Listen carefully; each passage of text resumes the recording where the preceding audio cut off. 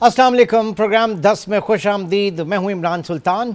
नाज़रीन, जूं जूं वक्त गुजरता जा रहा है अब कुछ माहौल सा बनता जा रहा है कि पाकिस्तान में 2023 का साल जो है वो जनरल इलेक्शन का होगा, आम इंतखाबात का होगा।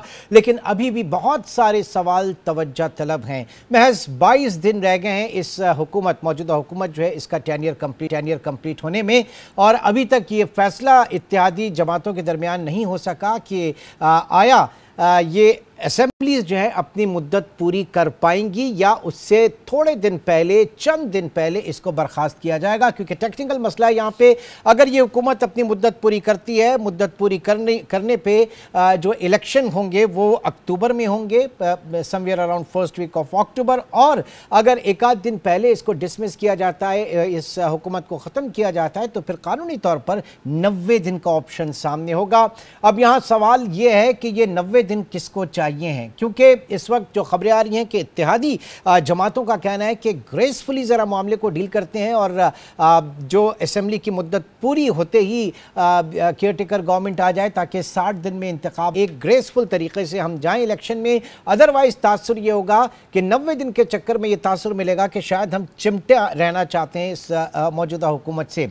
लेकिन यहाँ पर यह भी सवाल है कि 90 दिन के हुकूमत को क्यों चाहिए हैं। उसकी बुनियादी वजह यही है कि इस वक्त पाकिस्तान में जिस तरीके से कमर तोड़ महंगाई है और जो मुआशी सख्तियाँ की गई हैं, जो स्टेप्स IMF के हवाले से और दीगर लिए गए हैं, उसमें सबसे ज़्यादा अगर किसी का कहते हैं कि नुकसान हुआ या सियासी कीमत, पॉलिटिकल कैपिटल अगर स्टेक पे लगा तो वो नून लीग का है। तो उसको अपने आप को एडजस्ट करने के लिए, और जाहिर है कि अब इस बीच में इसी जो महीने हैं अगस्त से लेकर और अक्टूबर के दरमियान, नवंबर के दरमियान, इसमें सितंबर का महीना भी आता है, और नवाज शरीफ साहब जो कि कायद हैं और कहा जा रहा है कि वही आके पूरी इलेक्शन कैंपेन को लीड करेंगे, तो उनके लिए कितना फिजिबल होगा।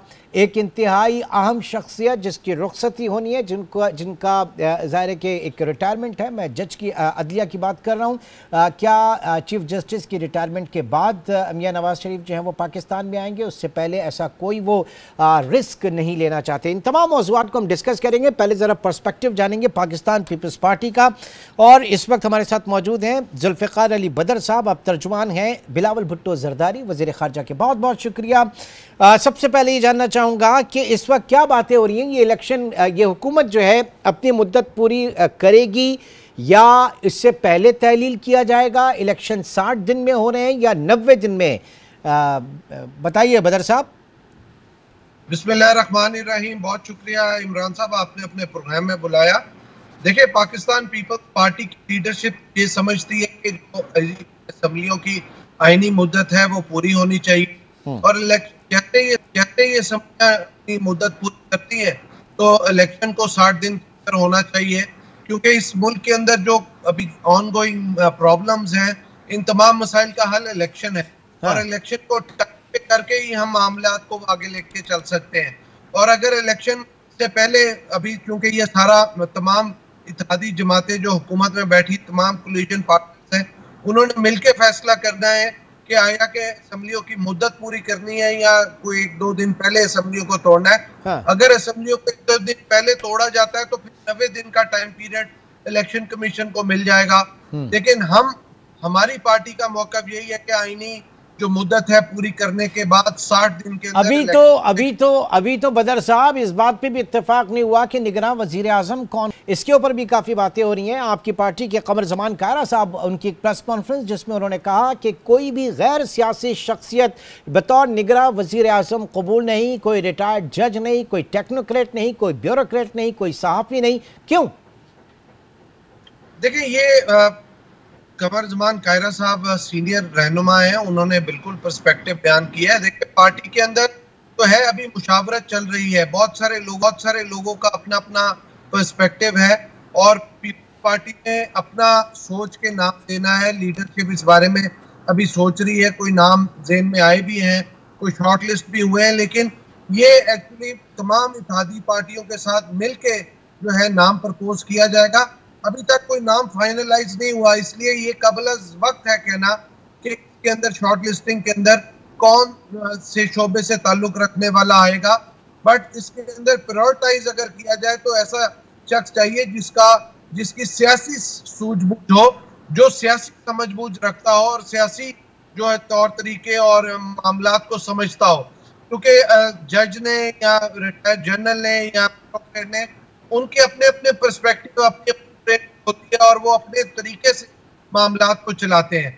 इस वजह से नहीं, लेकिन ऐसी सियासी शख्सियत के लिए भी कबूलियत जो है तमाम स्टेक होल्डर्स के लिए वो जरूरी है ना। सबसे पहले तो 100% इसके अंदर ऐसा ही होगा कि जब तक तमाम पॉलिटिकल पार्टीज की जो कोलिजन पार्टीज हैं उसकी आपस में बैठ के मामलात को तय नहीं करेगी, हिकमत अमली बना के किसी एक नाम के ऊपर जो है मुशावरत करने के बाद सारे उस पे going forward sir, going forward Punjab में क्या मुस्तकबिल है पाकिस्तान पीपल्स पार्टी का? क्योंकि अब बात ये हो रही है कि वजीर आजम तो जयाला ही होगा और बिलावल भुट्टो जरदारी जो है उनका नाम लिया जा रहा है, सीएम सिंध, और ज़ाहिर है कि बहुत सारी शख्सियात इस बारे में खुलकर अब ये कह रहे हैं।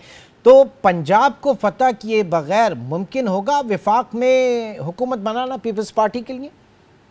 पाकिस्तान पीपल्स पार्टी की पंजाब में पहले से बहुत अच्छी पोजीशन है और आने वाले दिनों में आप देखेंगे मजीद इलेक्शन के जो नताइज हैं वो आपको बताएंगे कि पाकिस्तान पीपल्स पार्टी ने बड़े अच्छे तरीके से कमबैक किया है और पंजाब के रिजल्ट के बेस के ऊपर ही बिलावल भुट्टो जरदारी साहब इंशाल्लाह प्राइम मिनिस्टर ऑफ पाकिस्तान बनेंगे और सब लोगों को सरप्राइज देगी पाकिस्तान पीपल्स पार्टी। नहीं, वो जाहिर है कि आपकी तमन्ना जरूर हो सकती है, ख्वाहिश भी होनी चाहिए, लेकिन जो ग्राउंड रियलिटीज़ हैं वहाँ पे अभी भी पीटीआई और नून लीग के दरमियान मुकाबला होगा, फिर इस्तेहकाम पाकिस्तान जो है वो भी है, तो ये हिस्से बकरे वहाँ पर होंगे। ऐसे में कितनी पॉलिटिकल स्पेस पाकिस्तान पीपल्स पार्टी निकाल पाएगी पंजाब में? और मुझे तो ऐसा लग रहा है कि सिंध में कराची को अगर फोकस करें, शहरी इलाकों को अगर फोकस करें, तो अब मेरे शायद वहाँ पर ज़्यादा फोकस है इस वक्त बजाय इसके कि पंजाब में। सिंध के शहरी इलाकों में, कराची में ज्यादा फोकस है पीपल्स पार्टी का।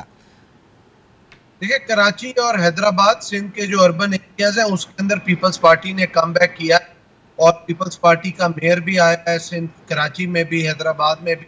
और इसी तरीके से जब हम बात करते हैं बाकी पार्टीज की, पॉलिटिकल पार्टीज की ग्राउंड पे, तो इलेक्शन के अंदर जब जाके हर पार्टी ने अपना अपना वोट बैक करना है, तो पीटीआई का वोट अपना है और पीएमएलएन का अपना है और पीपल्स पार्टी के जो वोटर सपोर्टर हैं वो अपने हैं। हाँ। आज तक तो जितने भी इलेक्शन हुए हैं पीपल्स पार्टी को हमेशा खेल से बाहर रखा गया और पीपल्स पार्टी के साथ ज्यादती की गई है। अगर ये साफ और शफाफ इलेक्शन होते हैं तो मैं समझता हूँ पीपल्स पार्टी मेहनत करके बहुत सारी ऐसी सीटें जो मार्जिन से हारी गई थी वो सीटों पे पीपल्स पार्टी उस मार्जिन को कवर कर सकती है और पीपल्स पार्टी आइंदा यानी पिछले होने वाले इलेक्शनों से ज्यादा आइंदा होने वाले इलेक्शन में पहले से बहुत बेहतर परफॉर्मेंस शो कर सकती है। ठीक है, लेकिन बदर साहब ये थोड़ी सी ज्यादती नहीं होगी? आप बिल्कुल कह रहे हैं कि उसीली तौर पे मुद्दत पूरी हो और उसके बाद इलेक्शन कॉल हो जाए, लेकिन आपका ये जो पूरी कोalition गवर्नमेंट है इसमें सबसे भारी पत्थर जो है वो पाकिस्तान मुस्लिम लीग नून ने चूमा है। उन्होंने अपना वजीर ख़जाना, उसके साथ साथ IMF के हवाले से मईशत, महंगाई और ये तमाम सख्त तरीन इक़दामात, ये इसकी सियासी कीमत तो नून लीग को अदा करनी पड़ी। आप कह रहे हैं कि इलेक्शन में चले, इलेक्शन में चलते हैं, तो ज़रा उनके लिए भी तो ब्रीदिंग स्पेस निकालें। क्या करें पाकिस्तान पीपल्स पार्टी, क्या करे? आइन शिकनी कर इलेक्शन में ना जाए, क्या करे? नून लीग तो तैयार है, जब आईनी मुद्दत पूरी होगी 60 दिन में नहीं होंगे तो 90 दिन में इलेक्शन हो जाएंगे। इलेक्शन में तो जाना है। देखिए, सिर्फ नून लीग ने डैमेज नहीं किया, पाकिस्तान पीपल्स पार्टी को भी डैमेज हुआ है। ये महंगाई से पीपल्स पार्टी के वोटर सपोर्टर को भी इफेक्ट पड़ा है, मुझे और आपको भी इफेक्ट पड़ा है और बहुत सारे ऐसे पीपल्स पार्टी की फैमिलीज हैं जिनको इफेक्ट पड़ा है और डे टू डे इफेक्ट पड़ा है। ये नहीं है कि ये महंगाई हमें इफेक्ट नहीं कर रही है और सिर्फ नून लीग के वोटर को इफेक्ट कर रही है। असल बात यह है कि हमने इलेक्शन में जाने अपने मैनिफेस्टो में, अपनी परफॉर्मेंस पे, अपने एजेंडे पे हम जाके अपनी आइडियोलॉजी, अपनी फिलॉसफी, अपने मैनिफेस्टो को जाके सर्च करेंगे और लोगों को बताएंगे कि एक सूबा जहां पे हमने पिछले कुछ माह के अंदर बहुत सारी बेहतरी की है, तो इसी तरह नून लीग ने भी कौमी हुकूमत के अंदर रह के ये देखे, जो फेडरल गवर्नमेंट के अंदर तमाम पॉलिटिकल पार्टीज हैं उन तमाम ने अपनी सियासत को डैमेज करके मुल्क और मुल्क के अवाम को मसाइल से निकालने के लिए कुर्बानी दी है।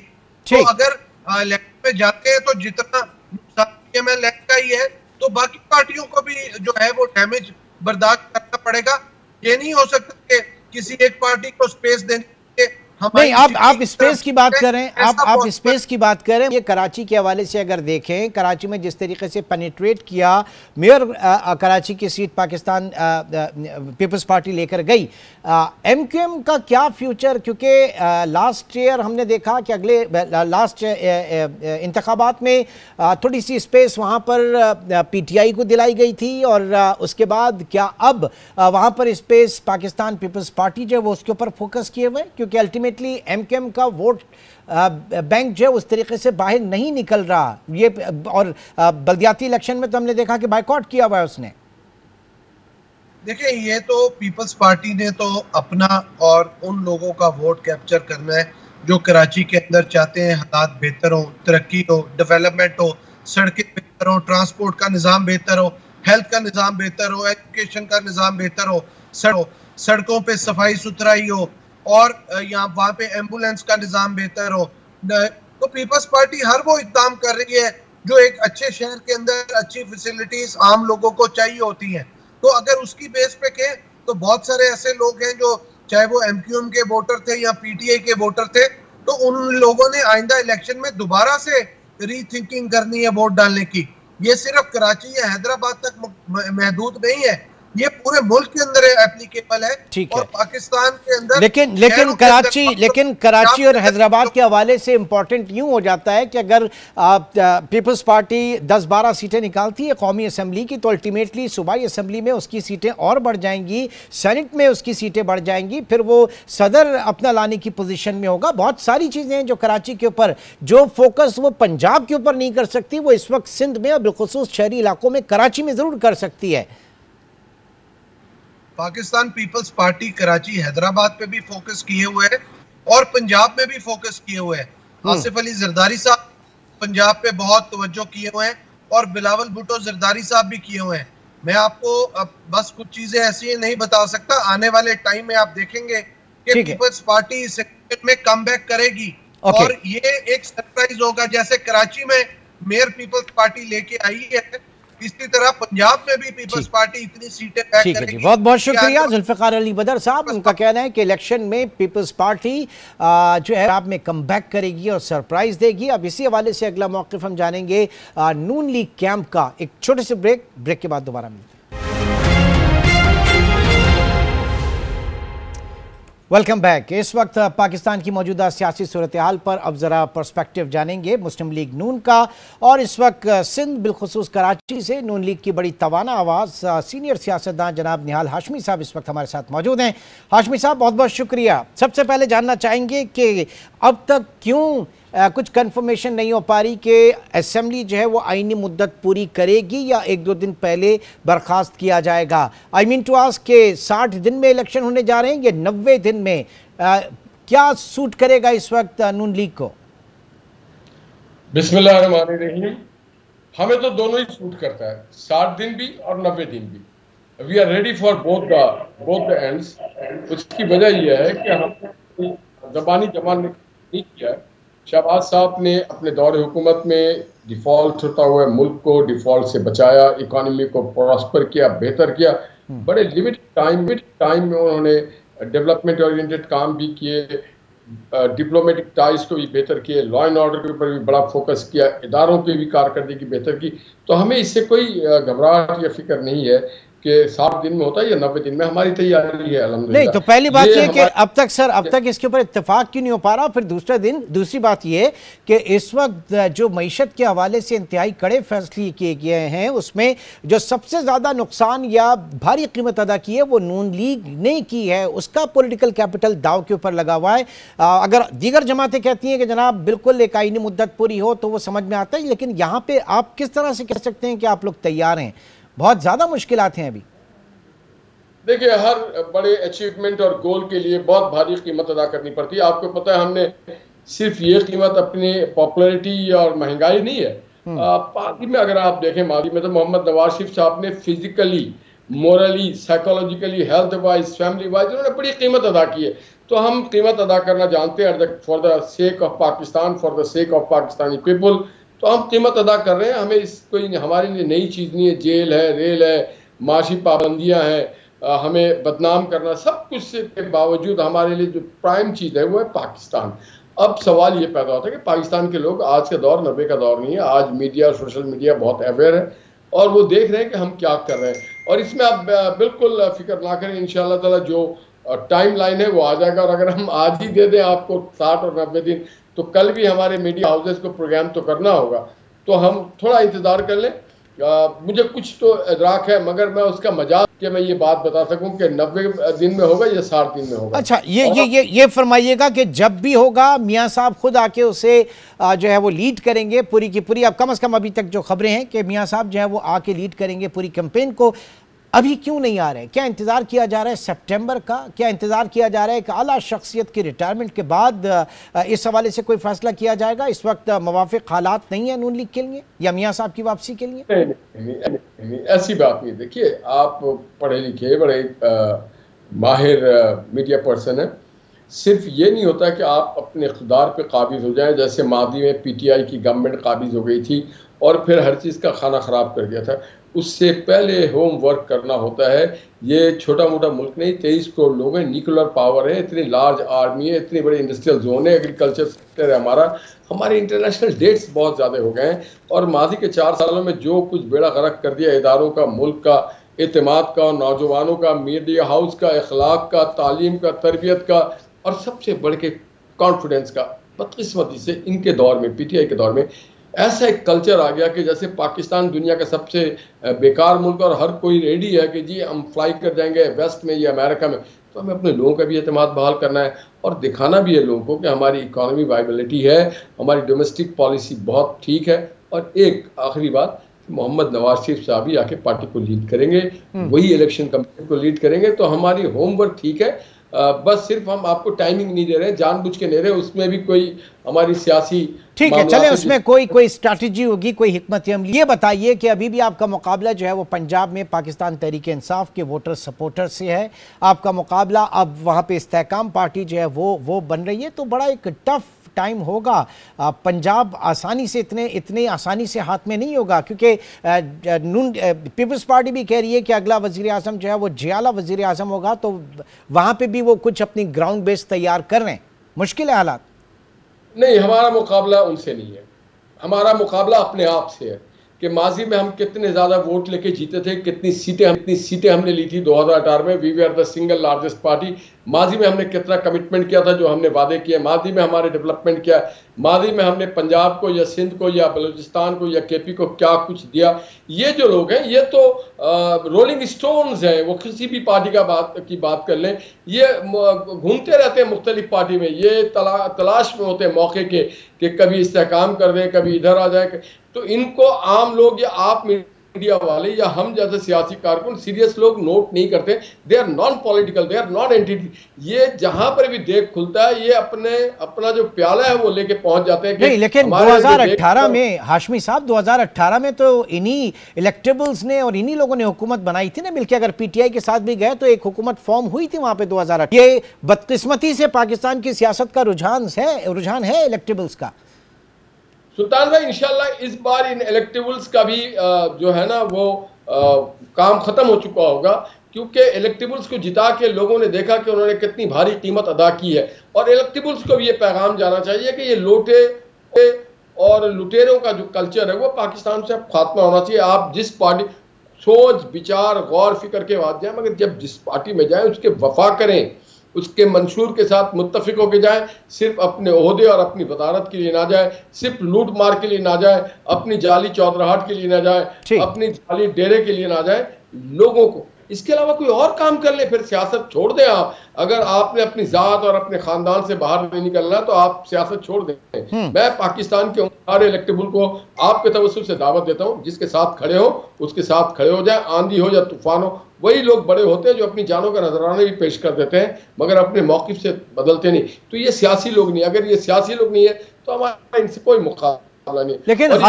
हाशमी साहब मैं भी बहुत बुरा भला समझता था इलेक्टेबल्स को और लोटे और ये सारी चीजें, लेकिन उनके पर्सपेक्टिव से अगर किसी को देखें, मुझे एक दफा इत्तेफाक हुआ एक बहुत फाफलंग एरिया में जाने का। वहां के लोगों का ये कहना है कि आप जब मरकज की बात करते हैं, मेन सूबों की बात करते हैं, हमारा तो कोई वाली वारिस नहीं है यहाँ पे। हम जिस बंदे को मुंतखब करते हैं वो हमारे लिए काम करता है, फिर वेदर वो ज्वाइन करे नून लीग को, पीपल्स पार्टी को, पीटीआई को, वो हमारे लिए काम करता है। और इसीलिए हमने देखा कि पाकिस्तान में जिसको हम इलेक्टेबल्स की सियासत कहते हैं वो कामयाब भी इसी वजह से कि वो लोग कहीं ना कहीं अपने लोगों के लिए काम करते हैं। तो आप इसको कैसे रूल आउट कर सकते हैं सर?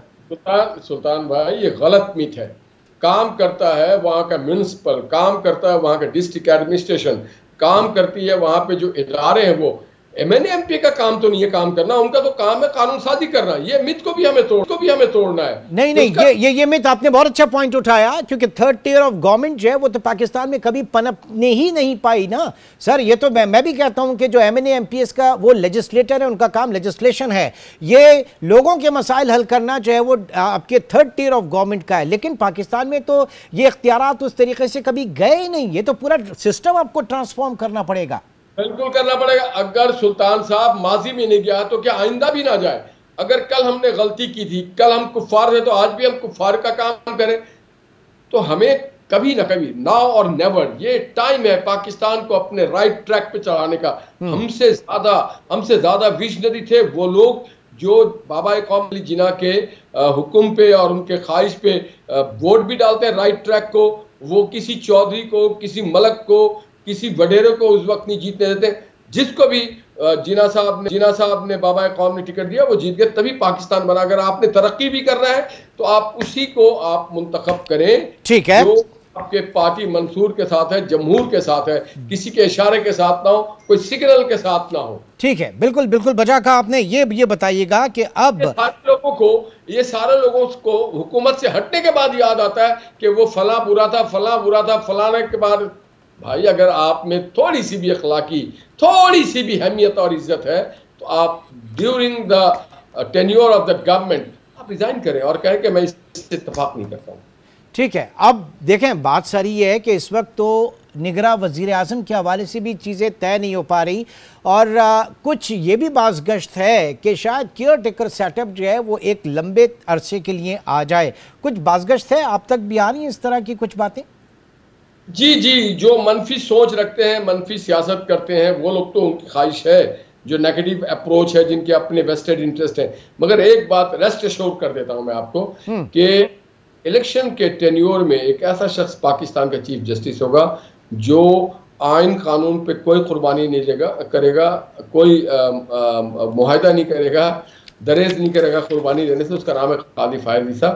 वो अपनी जान पे खेल जाएगा, मगर पाकिस्तान को जो जमहूरी ट्रैक है और जो कॉन्स्टिट्यूशनल ट्रैक है उससे हटने नहीं देगा। ये लेकिन सर, क्या ये आप नहीं समझ रहे कि थोड़ी सी ज्यादती होगी अगर आप एक आने वाले चीफ जस्टिस के हवाले से इस तरह के रिमार्क्स देंगे? तो ये खुद एक पॉलिटिसाइज करने वाली बात होगी, अगला कोई इसको इस तरह से नहीं देख सकता। ये बहुत अच्छा रिमार्क्स दे रहा हूँ कि वो आइन कानून से हट के कोई काम नहीं होने देंगे।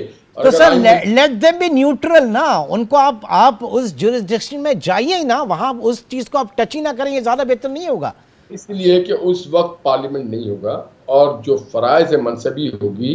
देखिए, जब आप एक्सटेंशन के लिए जाते हैं तो आप रेफरेंस लेके सुप्रीम कोर्ट में जाती है, कोई गवर्नर चला जाए या कोई मिनिस्टर चला जाए या इंटरिम प्राइम मिनिस्टर चला जाए, तो उसे उस रेफरेंस को खातिर में नहीं लाया जाएगा। मैं इसलिए आपसे ये बात कर रहा हूँ, और ये मजाक नहीं होना चाहिए। ये किसी के बाप का मुल्क नहीं है, 23 करोड़ लोगों का मुल्क है। यहाँ पे भीख मांगने वाला, रिक्शा चलाने वाला, ठेला लगाने वाला, किसान, मजदूर, प्रोफेसर, टीचर, हर कोई मालिक है इस मुल्क का। ना कोई इदारा मालिक है, ना कोई शख्सियत मालिक है, ना कोई ओहदेदार मालिक है। कराची में क्या मुस्तकबिल देख रहे हैं सर? सिंध में, कराची में मुस्लिम लीग नून का क्या मुस्तकबिल आप देख रहे हैं? या असल माहौल जो है वो पंजाबी होगा? नहीं, बहुत अच्छा मुस्तकबिल है। देखिए, सिंध और कराची में इसलिए मैं अपनी पार्टी का बहुत अच्छा मुस्तकबिल देख रहा हूँ कि गुज़श्ता 15 सालों से पीपल्स पार्टी ने और उनके इत्तेहादियों ने और MQM ने इस शहर कराची को क्या दिया।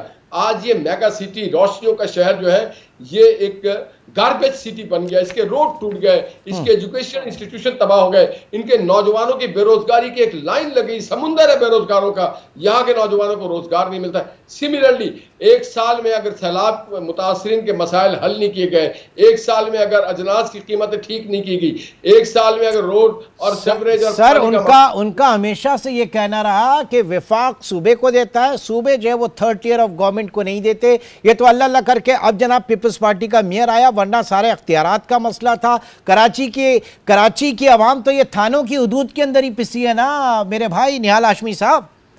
ये आपकी बात में इत्तेफाक करता हूं कि हमेशा जो सेकंड टियर थी, जो प्रोविंशियल एनएफसी अवार्ड को ट्रिकल डाउन इफेक्ट के तहत नीचे नहीं, जिस शहर में सबसे ज्यादा टैक्स दिया जाता है उस शहर के बजट की कोई उसको ओन नहीं करता। फिर मां सिवाय मोहम्मद नवाज शरीफ साहब के दौर में, और फिर सेंसस में भी क्या हुआ, सेंसस में भी शहर की गिनती कम कर दी गई और उन जगहों की, शहर में लोग आते हैं माइग्रेट करके, देहात में नहीं जाते, उन्होंने देहातों की आबादी बढ़ा दी, शहर की कम कर दी। मां सिवाय मैंने इसलिए कहा था मोहम्मद नवाज शरीफ साहब के दौर में कि उस जमाने में लैपटॉप भी दिया गया, नए यूनिवर्सिटीज भी बनाए। नहीं, लेकिन हाशमी साहब कराची, आप खुद कराची से आपका ताल्लुक है, कराची की मर्दमशुमारी पे जमात इस्लामी, कराची की मर्दमशुमारी पे एमक्यूएम खड़ी हो गई, सिंध की मर्दमशुमारी के ऊपर तहफ़्फ़ुज़ात का इजहार खुद पीपल्स पार्टी ने किया। नून लीग ने क्यों नहीं ये बात कही उस पैराए में, उस तरह से जिस तरह से आप ये कह रहे हैं, आप लोगों ने क्यों नहीं कही कराची की मर्दमशुमारी? मसाइल को, जो मसाइल थे मर्दमशुमारी में, उसको हल ही तो नून लीग ने किया। जब हमने सब ने आइडेंटिफाई किया, आपने मीडिया ने आइडेंटिफाई किया, सिर्फ पॉलिटिकल लोगों ने नहीं किया, एनजीओ ने, सिविल सोसाइटी ने किया, उसे एड्रेस किया मोहतरम जनाब शहबाज शरीफ साहब ने, और एक्सटेंड किया जो उसके ड्यूरेशन था सेंसस का, उसे 2 महीना आगे बढ़ाया गया, और उसके बाद फिर लेकिन अब मर्दमशुमारी तो पुरानी मर्दमशुमारी पे ही इलेक्शन हो रहे हैं, पुरानी हल्का बंदियों पर ही हो रहे हैं ना सर, इस एक्सरसाइज का फायदा क्या हुआ? तो सर ये बात तो आप पूछें उन आला अफसरान से जो सेंसस में भी हैं, या जो लोग इलेक्शन कमीशन में बैठे हैं, जिस काम के लिए उनको मखसूस किया गया था, उनको अपना काम करने दीजिए। ये काम भी प्राइम मिनिस्टर करेगा क्या? हर काम प्राइम मिनिस्टर करेगा आकर के? ये काम जिसके इदारे का है उसको करना चाहिए था ना सर, हमारा काम तो नहीं था। प्राइम मिनिस्टर पार्लियामेंटेरियन का काम है आइन साजी करना, हम आइन साजी कर रहे हैं। ठीक है, बहुत बहुत शुक्रिया। इस वक्त मौजूदा सियासत पे और सिंध की और वफाक की सियासत पे निहाल जो है वो पाकिस्तान मुस्लिम लीग नून का पॉइंट ऑफ व्यू जो है वो हमारे साथ शेयर कर रहे थे। एक छोटा सा ब्रेक, और ब्रेक के बाद एक और स्टोरी के साथ मैं हाजिर होऊंगा। जस्ट छोटे ब्रेक के बाद दोबारा मिलते हैं।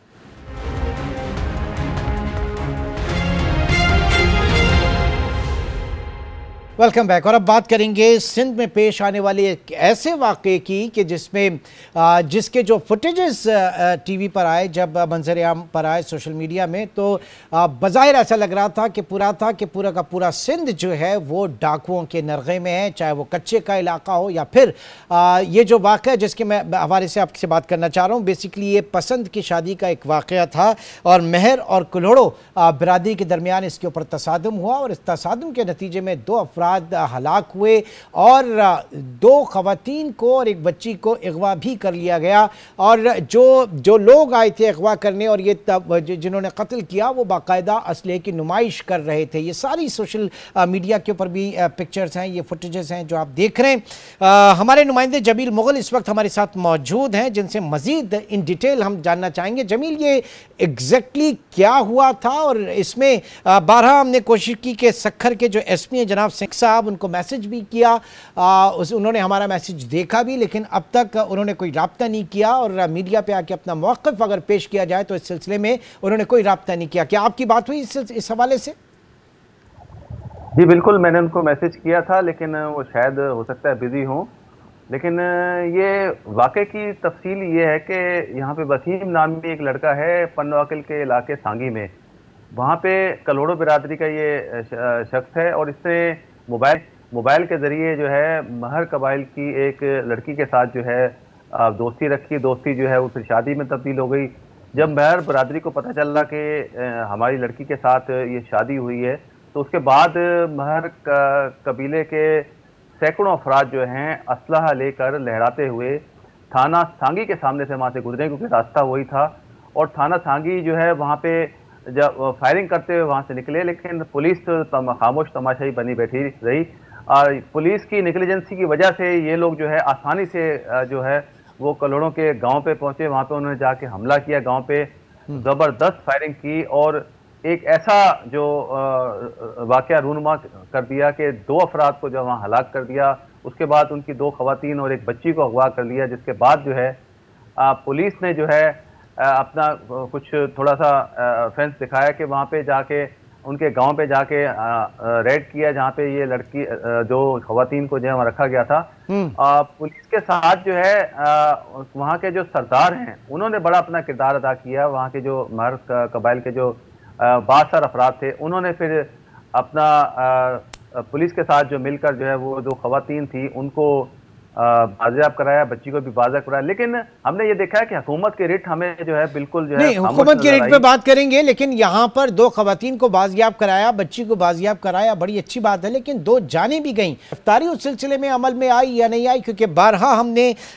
SP सिंघार मलिक साहब से बात करने की कोशिश की, उन्होंने इसके ऊपर कोई उनसे रब्ता नहीं हुआ। तो मैं ये भी जानना चाह रहा था। फिर दूसरा ये कि जो मनाजिर इस वक्त हम देख रहे हैं, चाहे वो कच्चे के डाकुओं के हवाले से हो या ये जिस तरीके से दनदनाते फिर रहे थे लोग वहां पर असलहा लेकर, इनको कोई चेक करने वाला नहीं है। वो थाना संगी, बाद में शायद कहा यह गया कि वो SHO समेत अमला मुअत्तल कर दिया गया। दैट्स इट, बस यही कार्रवाई?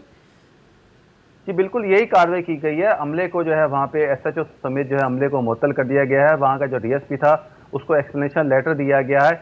लेकिन जिस तरह ये अगर पुलिस वहाँ मदाखलत करती, जिस तरह जो सांगी थाने के सामने से जिस तरह ये असला बरदार दंदनाते हुए दिन दिहाड़े वहाँ से गुजरे हैं, अगर पुलिस थोड़ी वहाँ पे मदाखलत करती और फौरी तौर पर जो है वायरलेस पे ये पैगाम चला जाता कि भाई लोग असला बरदार लोग जो है इस तरफ जा रहे हैं, इस गांव की तरफ जा रहे हैं, क्योंकि कशीदगी वहाँ पे नजर आ रही थी कि ये जो महर और कल्हड़ों कबाइल के दरमियान कशीदगी चल रही है, तो कोई बड़ा वाकया ना हो। अगर पुलिस जो है बरवक्त तौर पर जो है वायरलेस के जरिए पैगाम पहुंचा देती, पन्नो अकिल दूर नहीं था, सखर दूर नहीं था, वहां से पुलिस आ जाती, ये इतना बड़ा वाकया ना होता, 2 जो कीमती जाने हैं वो जाया ना होती। तो पुलिस की इंटेलिजेंसी तो हमें नजर आ रही है। ठीक, चलें जी, बहुत बहुत शुक्रिया। जमील मुगल इस वक्त हमारे साथ मौजूद थे और अहम नुक्ता था वो ये कि ये जो पैगाम रसानी सोशल मीडिया के थ्रू, अब अगर पाकिस्तान में सोशल मीडिया आम हो रहा है तो क्या इस तरह के वाक़यात भी जन्म लेंगे? चेक एंड बैलेंस कहाँ पर रखना ज़रूरी है, इसमें घरों के अंदर सोशल मीडिया के हवाले से और घरों के बाहर जो हमारी पुलिस है, जो लॉ इन्फोर्समेंट एजेंसीज़ हैं, वो भी इन चीज़ों को देखें कि किस तरीके से लोग इस तरह से दनदनाते फिर रहे हैं। आज के प्रोग्राम के हवाले से अपना फीडबैक ज़रूर दीजिएगा। इंशाल्लाह आपसे कल मुलाकात होगी। टिल देन टेक केयर, अल्लाह हाफ़िज़।